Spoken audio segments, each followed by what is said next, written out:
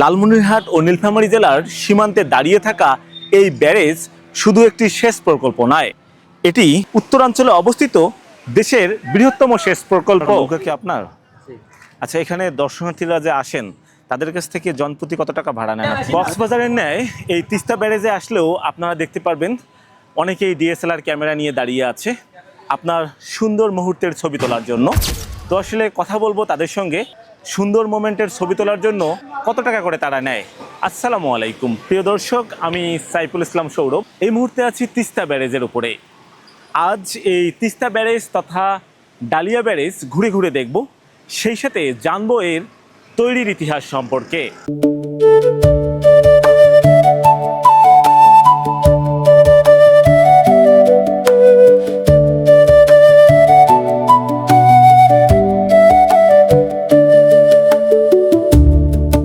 তিস্তা সেচ প্রকল্প হলো উত্তরাঞ্চলে অবস্থিত দেশের বৃহত্তম সেচ প্রকল্প।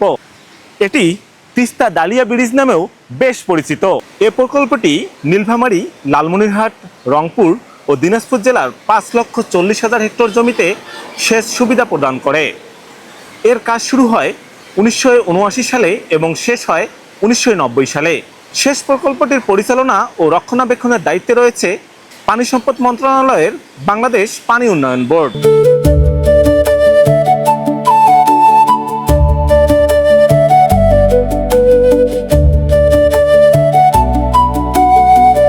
আসলে লালমনিরহাটের একটি দর্শনীয় স্থান, যদিও এটি সেচ প্রকল্প, তবুও প্রচুর দর্শনার্থী আসে এখানে সময় কাটানোর জন্য। অনেকেই আসে পিকনিক করার জন্য।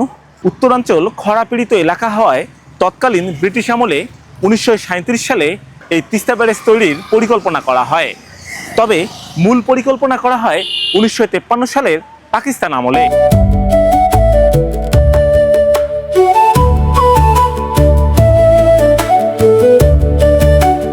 1957 সালে নির্মাণ কাজ শুরুর পরিকল্পনা থাকলে রাজনৈতিক অস্থিতিশীলতার কারণে তা সম্ভব হয়নি।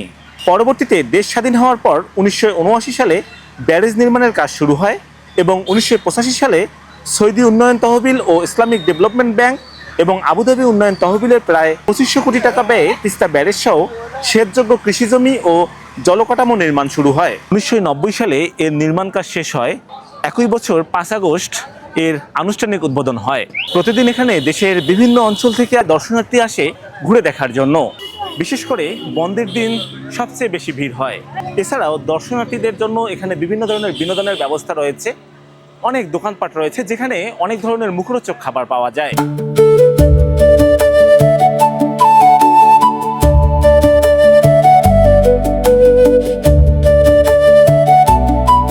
দর্শনার্থীদের জন্য পানিতে রাইড দেওয়ার জন্য এখানে স্পিড বোট রয়েছে, সেই সাথে রয়েছে নৌকা, ছাউনিওয়ালা নৌকা, মানে ইঞ্জিন চালিত নৌকাগুলো আছে। এই যে দেখুন, এখানে অনেকগুলো নৌকা আছে।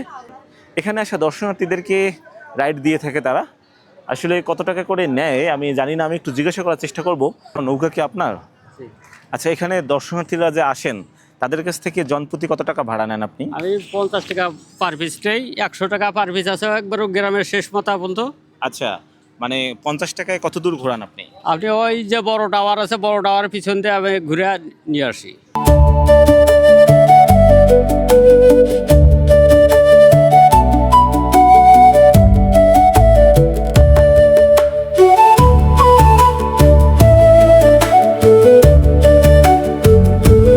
কক্সবাজারের ন্যায় এই তিস্তা ব্যারেজে আসলেও আপনারা দেখতে পারবেন অনেকেই ডিএসএলআর ক্যামেরা নিয়ে দাঁড়িয়ে আছে আপনার সুন্দর মুহূর্তের ছবি তোলার জন্য।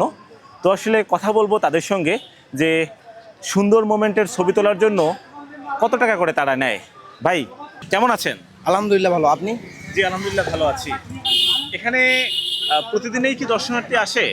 হ্যাঁ, এটা শুক্রবারে বেশি, তাছাড়া এমনি দিলেও আসে মোটামুটি ভালো। আচ্ছা আচ্ছা, আপনি দেখছি ডিএসএলআর ক্যামেরা নিয়ে ঘুরছেন, দর্শনার্থীরা কি ছবি তুলে?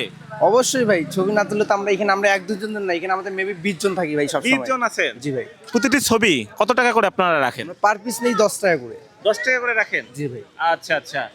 লালমনিরহাট ও নীলফামারী জেলার সীমান্তে দাঁড়িয়ে থাকা এই ব্যারেজ শুধু একটি সেচ প্রকল্প নয়, এটি উত্তরাঞ্চলের সৌন্দর্যের এক অপূর্ব প্রতীক। দূর থেকে তাকালেই চোখে পড়ে বিশাল জলরাশি, সুশৃঙ্খল ব্যারেজ, সবুজ বনায়ন আর পাথর দিয়ে বাঁধানো তীর।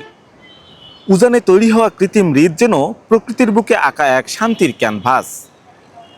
শেষ বাইপাস খাল বয়ে নিয়ে যায় জীবনের স্রোত, আর চারপাশের মনোমুগ্ধকর পরিবেশ প্রতিদিন টেনে আনে অসংখ্য ভ্রমণ পিপাসুকে। আপনি যদি প্রকৃতির নীরবতা, নদীর সৌন্দর্য, সেই সাথে বিশাল জলরাশির কলতান শুনতে চান, তাহলে এই তিস্তা ব্যারেজ হতে পারে আপনার পরবর্তী ভ্রমণ গন্তব্য। তিস্তা ব্যারেজের মোট জলকপাট বা গেট ৪৪টি।